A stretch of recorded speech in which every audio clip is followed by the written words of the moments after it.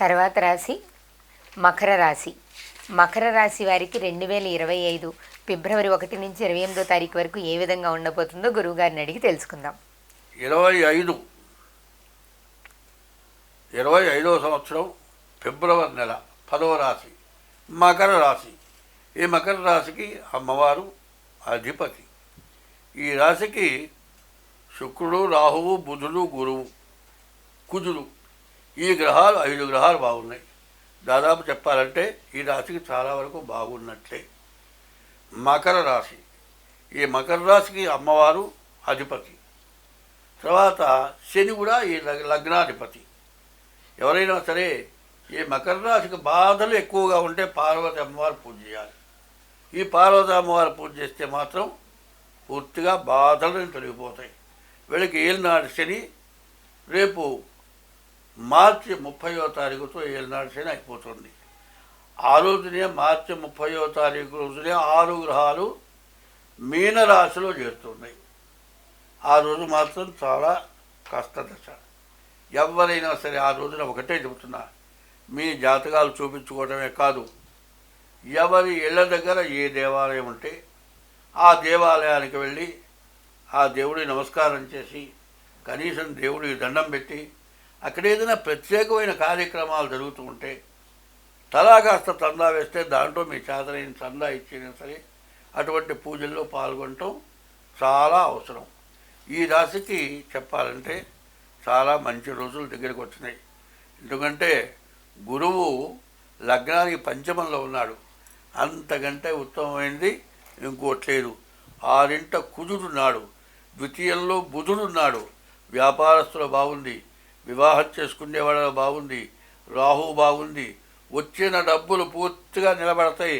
చదువుకునే వాళ్ళకి విద్య బాగా వస్తుంది, విదేశీ యానానికి చాలా అవకాశం ఉంది, డాక్టర్లకు బాగుంది, వ్యవసాయదారులకు బాగుంది, తర్వాత వైద్యానికి సంబంధించిన మందులు అమ్మేవాళ్ళకు బాగుంది.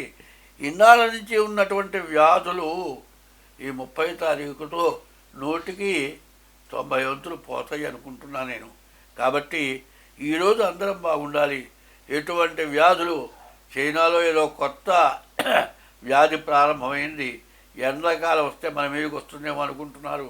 కాబట్టి ఇటువంటి రాకుండా పోవాలంటే రేపు 30వ తారీఖు శని మీనానికి మారే రోజున అందరూ ఎవరి ఇళ్ళ దగ్గర వాళ్ళ దేవాలయాల్లో పూజలు చేయటం, ఎవరింటో వాళ్ళు దీపారాధన చేయటం, దైవాన్ని పూజించడం, ఎవరి ఇష్టదైవాన్ని వాళ్ళు పూజించడం.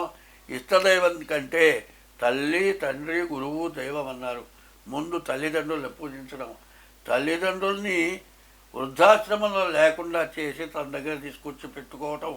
అట్లా విదేశాల్లో ఉన్న వాళ్ళైతే కనీసం ఫోన్ ద్వారానైనా వాళ్ళకి పలకరించి వాళ్ళకి తగిన ఆహారాన్ని ఇవ్వటం, భార్యకి సంతోషం కలిగేటట్లుగా ఆమెకి ఏదైనా కావాల్సింది తెచ్చిపెట్టడం ఎవరైతే చేస్తారో వాళ్ళందరికీ కూడా ఈ ధనుర్రాశి ఈ శని మారిన తర్వాత అష్టైశ్వర్యాలు కలిగి సుఖ సంతోషాలతో బాగా ఆనందంగా ఉంటారు అని చెబుతూ ఉన్నా. కానీ మార్చి 30ని ప్రతివాడు కూడా బాగా గుర్తుపెట్టుకోండి. ఈసారి ఈ షష్టగ్రహ కూటమి విషయం మళ్ళీ ఇంకొకసారి చెబుతాను. దాన్ని ఏ రాశి వాళ్ళకి ఎట్లా ఉంది, ఏ రాశి వాళ్ళకి బాగుండలేదు, ఇవన్నీ కూడా చెప్పుకుందాం. తర్వాత 14వ తారీఖు, ఈ నెల 14వ తారీఖు ప్రేమికుల యొక్క దినము రోజవుతుంది. ఆ రోజున అందరూ కూడా ముందు దైవాన్ని పూజించడం, ఎవరికైనా చేతనైన దాన ధర్మాలు చేయటం, ఎవరైనా బీదవాళ్ళు ఉంటే వాళ్ళ పెళ్ళి కాకపోతే ఆడపిల్ల అన్యాయం కాకుండా ఉండేటట్లయితే అటువంటి పిల్లకి మీరు పెళ్లి చేసుకొని మీరు బాగున్నారు, ఇంకొక పిల్ల కూడా సుఖంగా ఇబ్బంది లేకుండా ఆ పిల్ల పెళ్లి చేయడానికి తగినటువంటి అందరూ సహాయం చేసి ఒక బీద పిల్ల పెళ్లి చేయండి. ప్రేమికులు అందరూ కలిసి ఒక బీద పిల్ల, తల్లిదండ్రులు పెళ్లి చేయలేని స్థితిలో ఉంటే అనాథగా ఉన్న ఆడపిల్లకైనా సరే, తర్వాత అనాథ శరణాలయంలో ఉన్న పిల్లలైనా సరే ఒక పిల్లకి తగిన జీవితాన్ని ఇవ్వండి. ప్రేమికులు ఎంతో పుణ్యం చేసుకున్న వాళ్ళు అవుతారు. స్వస్తి.